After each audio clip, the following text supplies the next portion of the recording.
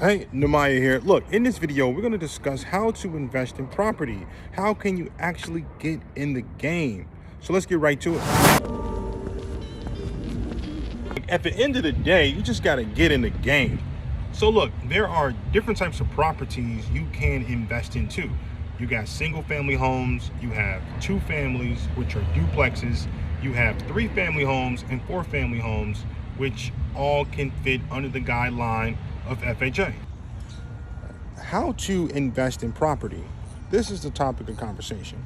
Well, the number one thing you can do that will allow you to invest in property is to do 3 easy steps, okay? And this is the first thing on my agenda today, is to talk about these 3 easy, simple steps.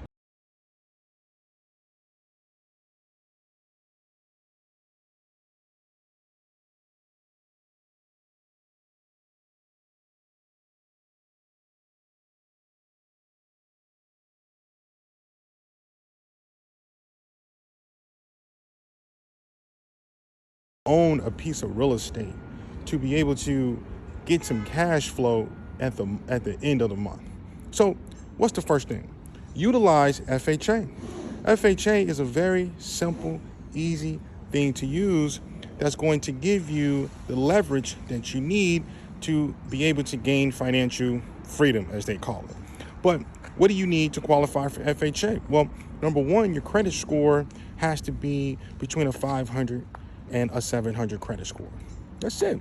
How do you get your credit score to that level? It's easy to do. You just got to follow the steps, be patient, and you will get your credit score to that appropriate amount. Number two, what else do you need? Well, you got to be able to put down 3% or 3.5% of the purchase price. Also, that includes your closing cost fees, which is going to be approximately 3%. So you need about 6.5%, let's just say 7% of the closing cost fees well, you need 7% saved for your closing costs and your deposit to be able to move forward on a transaction. Now, that also determines your budget that you look for. So your budget is only going to go as far as the amount of money you have in your bank account. And so let's say you buy a house or you're looking for a house in the $100,000 range. 6% of that is $6,000. Let's say you go for a house that's $200,000. 6% of that is $12,000. That's all the money you need to save in order to get yourself into a deal that's good. And then lastly, you got to have or show 2 years tax returns with some income, okay? You got to at least show $30,000, maybe $25,000 to $30,000. Now, the good news is, here's a caveat. If you're able to get a four family, now what they can do is use the income from the four family and put that into the debt to income formula is what they call it, which can allow you not to show so much in your income taxes. But we'll talk about that later. And these are the 3 things you need in order to qualify for FHA. Remember that, prepare yourself for that. Now, once you have the first step completed, so you have all of the qualifications met. Your credit score is in the high 600 range. You've been paying off your credit card bills. You have great income on your taxes. And then you have your 6% of the purchase price saved. Now you can move forward with number 2, which is find a house. Now, in my opinion, I think you want to get a value.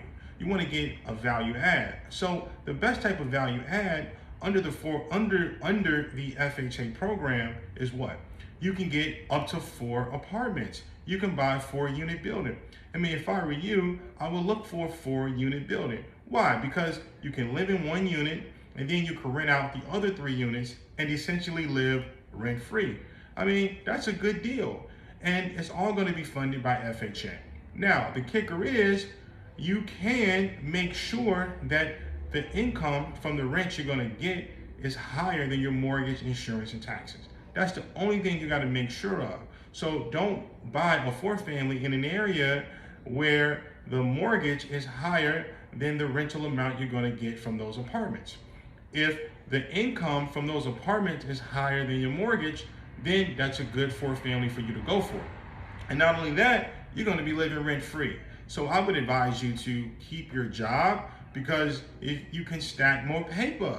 I mean, you can increase your cash reserves. And that's what you really want to do. You want to make sure your cash reserves are 2 years cash reserves, 3 years cash reserve. I mean, maybe that's a bit much, but maybe you can work your job another 6 months or 7 months just to stack some more paper.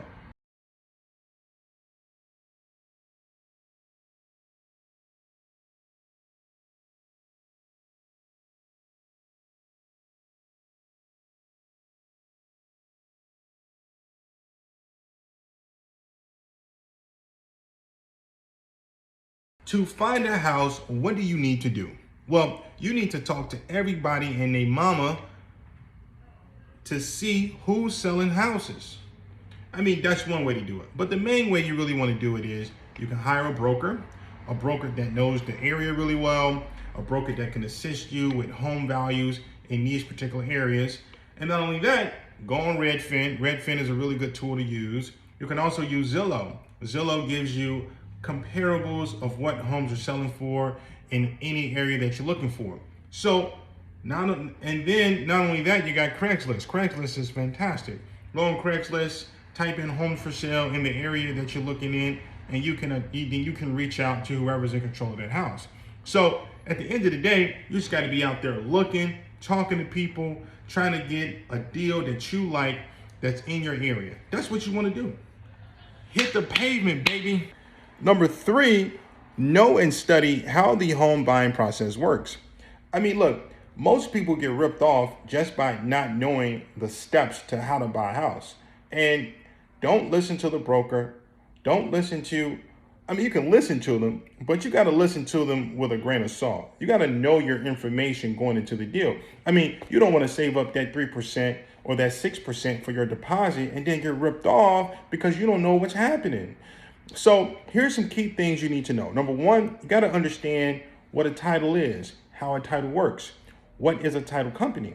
Number 2, you got to understand the appraiser. You want to have a rough estimate as to what the house is worth before you even get into the house. Because if the appraiser comes out, and let's say the appraiser comes back higher than your budget amount, and now you can't afford to do it, and the seller doesn't want to decrease their price, what happens then? You got to go out there and look for a house. You got your hopes up high, and now you can't move forward on the house.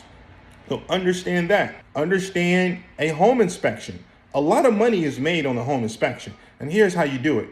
So when you look for a house and you go in there and you do the home inspection, let's say you see something banged up. Maybe the floors are not good. Maybe the cabinets aren't put in place properly. Or maybe the pipe is, maybe the sink pipe isn't working that well, or the roof has a leak. That's value add, because now you can go back to the seller and say, look, I have a checklist of all the things that need to be done for this house, and I want to get a discount because I'm going to have to put in the time and the money to renovate these things. So make sure you know how to do a proper home inspection. And look, if you like this content, subscribe and hit that like button. I'll see you soon. Go out there and make it happen. Talk to you soon.